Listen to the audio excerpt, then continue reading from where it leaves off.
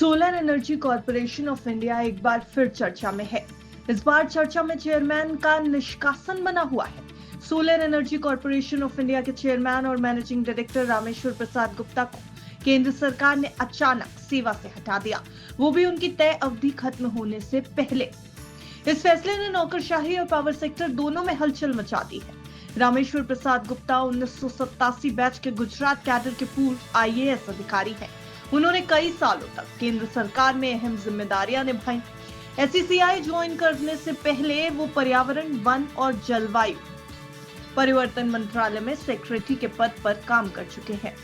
रामेश्वर प्रसाद गुप्ता को 13 जून 2023 को एसईसीआई का चेयरमैन और मैनेजिंग डायरेक्टर नियुक्त किया गया था। उनका कार्यकाल 2 साल का तय था, यानी जून 2025 में उनका कार्यकाल खत्म हो रहा था। अब उन्हें 1 साल से भी पहले मई में ही हटा दिया गया। हालांकि सरकार ने कोई वजह नहीं बताई। आरपी गुप्ता की जगह new and renewable energy secretary Santosh Kumar Sarangi को एसईसीआई के सीएमडी का अतिरिक्त प्रभार दिया गया है। जब तक नया नियमित सीएमडी नियुक्त नहीं होता, एसईसीआई यानी solar energy corporation of India Bharat सरकार की एक नवरत्न कंपनी है जो देश में रिन्यूएबल एनर्जी को बढ़ावा देने के लिए काम करती है। इसकी भूमिका सोलर, विंड, हाइड्रोजन जैसे क्षेत्रों में प्रोजेक्ट्स विकसित करना, टेंडर कराना और निवेशकों को आकर्षित करने की है। एसईसीआई का मिशन है भारत को 2030 तक 500 गीगावाट नवीनकरणीय ऊर्जा उत्पादन क्षमता तक पहुंचाना। इसलिए इसके चेयरमैन का पद बहुत ही अहम माना जाता है।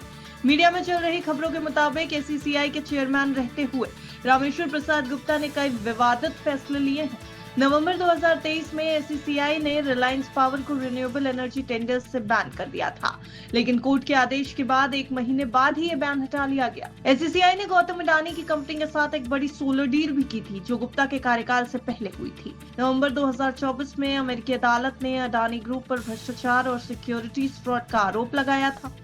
हालांकि अडानी ने इन आरोपों को खारिज किया। इस मामले में एसईसीआई की भूमिका पर भी सवाल उठे थे। हालांकि एसईसीआई ने किसी गलती से इनकार किया था। गुप्ता ने 2024 में एसईसीआई का आईपीओ लाने की योजना की घोषणा की थी, लेकिन अभी तक कोई ठोस कदम नहीं उठाया गया था। आईएएस अधिकारी रामेश्वर प्रसाद गुप्ता का कार्यकाल समय से पहले समाप्त करना कोई आम फैसला नहीं है। ये न सिर्फ एसईसीआई जैसे अहम संस्थान पर असर डालेगा, बल्कि ब्यूरोक्रेसी और पॉलिसी लेवल पर भी इसका असर दिखेगा। देश की ऊर्जा नीति में एसईसीआई की भूमिका बेहद अहम है, इसलिए इसके नेतृत्व में ऐसे अचानक बदलाव चिंताजनक माना जा रहा है। अब निगाहें इस पर होंगी कि सरकार अगला सीएमडी किसे बनाती है और क्या एसईसीआई अपनी योजनाओं को पहले जैसी रफ्तार से आगे बढ़ा पाएगा या नहीं। ब्यूरो रिपोर्ट, बिज़ तक।